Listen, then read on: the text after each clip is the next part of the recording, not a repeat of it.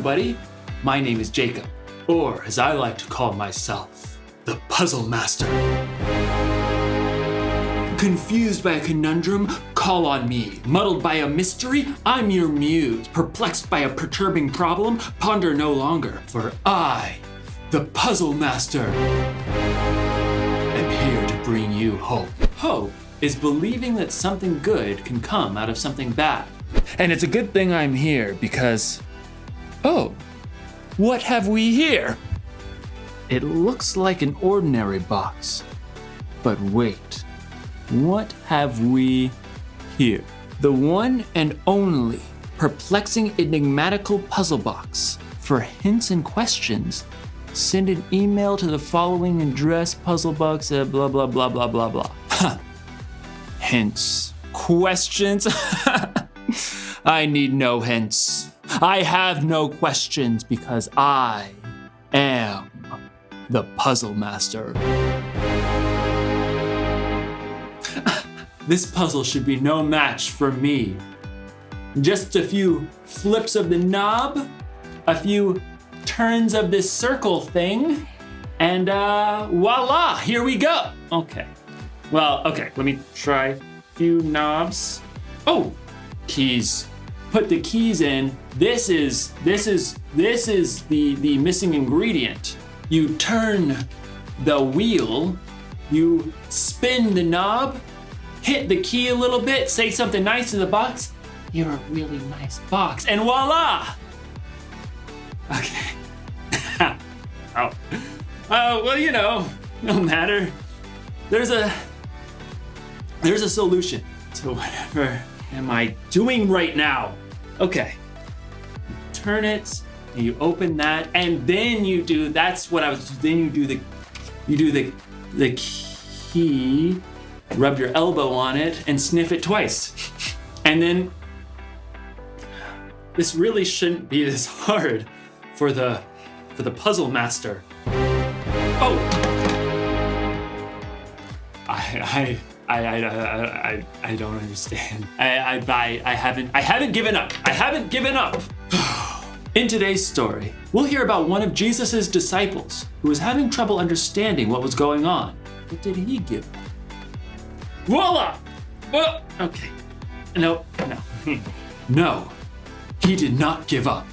He asked for help. Not that I need help or anything like that, because I am the Puzzle Master. No? Puzzle Master! Puzzle Master! I'll see you soon. Voila! Come on. Okay. When the night is darkest and I feel weary, I'm not alone, 'cause you are with me. A new day's coming, I see light, and the sun will rise, and hope is alive, yeah. No matter what tomorrow brings, I know that you'll be by my side all the time. You'll never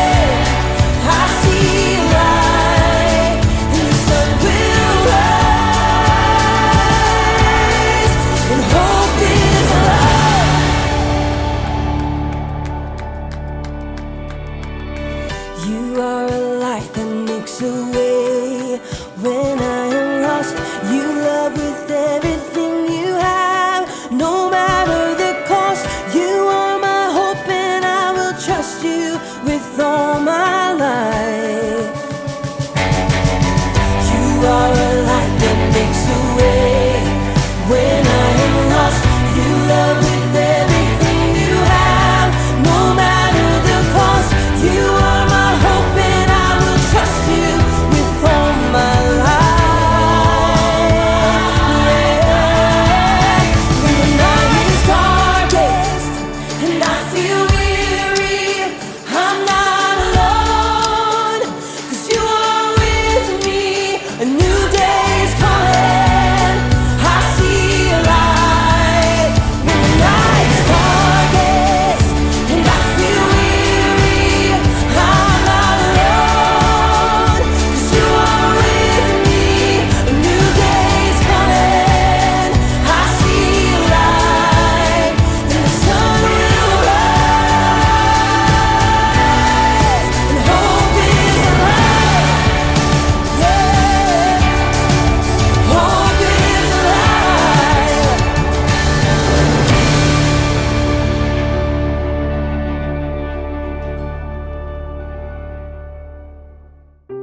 The Bible. It's 66 books of history, stories, letters, and poetry that fit together to form God's one big story. The epic adventure of how He created us and loves us so much that He made a way to rescue us. As we travel through the Bible, from Genesis to Revelation, we discover people who met God and found their lives changed forever.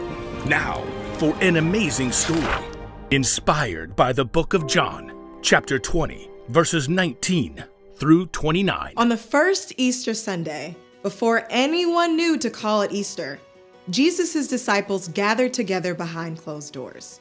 Thomas paced the room, Peter and John and the others sat at the table, but no one was very hungry. I tell you, the tomb was completely empty, just like Mary told us. Not empty. The linen cloths were still there. Thomas stopped pacing. I don't get it.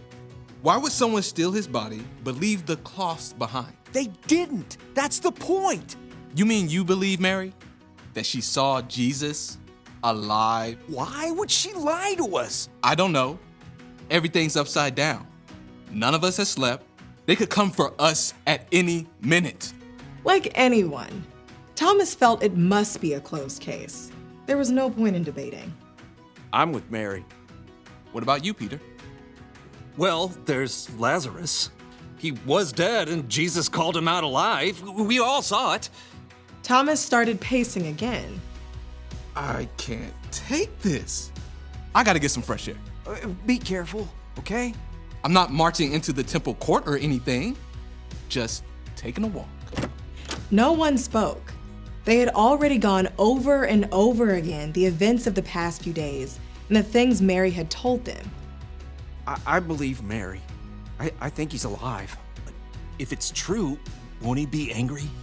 We all just deserted him, and Suddenly, with no sound, no movement, a man stood among them. Jesus! May peace be with you. As the disciples stared in awe and shock, Jesus raised his hands to show them his side. Marks burned bright on his skin, where the nails had been driven and where a soldier's sword had pierced him. Jesus, Jesus smiled at each of his friends in turn. The Father has sent me, so now I am sending you. When Jesus left as quickly as he had come, his friends stared at each other. Then John leapt to his feet, unable to contain his joy. it's true. It's really true. Thomas slipped back inside the room. What's true? We've seen the Lord.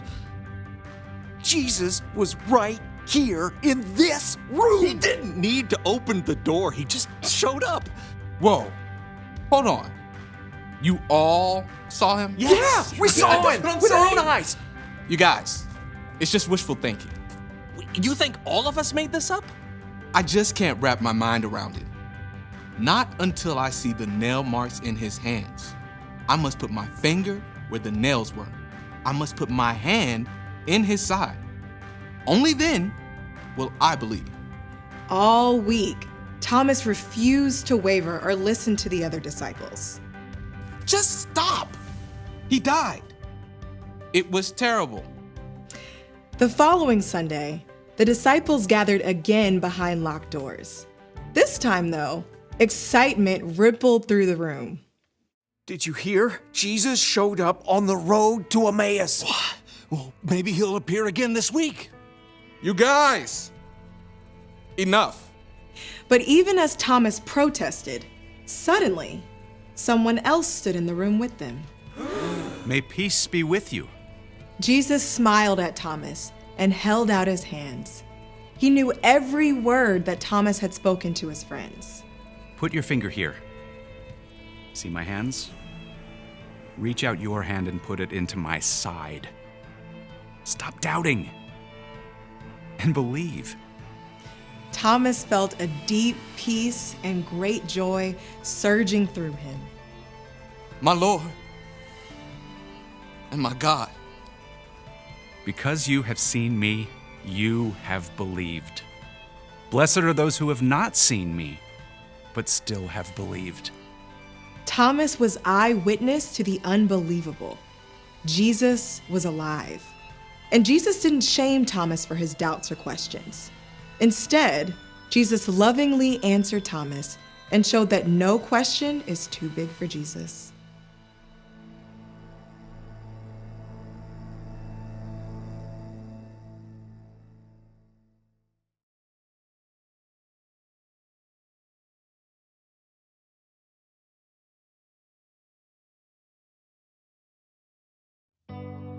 Oh, hi. I wasn't gonna cheat or anything. Okay, I was. I didn't want you to know that I couldn't figure out this puzzle. Sometimes it's hard to admit when you don't know something. Thomas didn't have a problem admitting it. He didn't know how it was possible for Jesus to come back from the dead, but instead of keeping that to himself, he said it out loud. Thomas asked for proof. Then Jesus showed up and patiently gave Thomas the proof he was looking for. It's okay to have questions. I have a lot of questions. Questions about that box. How do you open? Questions about life. Like, how does glue not stick to the inside of the bottle? Questions about God. Like, if God can do anything, why doesn't God stop bad things from happening? Here's the thing. I don't know the answers to all of the questions, but I do know that God knows everything. God knows how many stars are in the sky or how many hairs are on your head, and God is bigger than all your questions. That's the one thing to remember today. Whatever happens, remember God is bigger than your questions. When you have questions or even a doubt, it doesn't mean you're doing anything wrong. It just means you're human and can't see everything God does. Now, to open this box once and for all. Oh, where did I put that card? It's a little white card. I don't know if you saw it. I've got a lot of questions. Card? It was just a little white card. I don't know if you saw which way I threw it. Card. It's just a little white card, and I threw it. And I've got an arm on me, so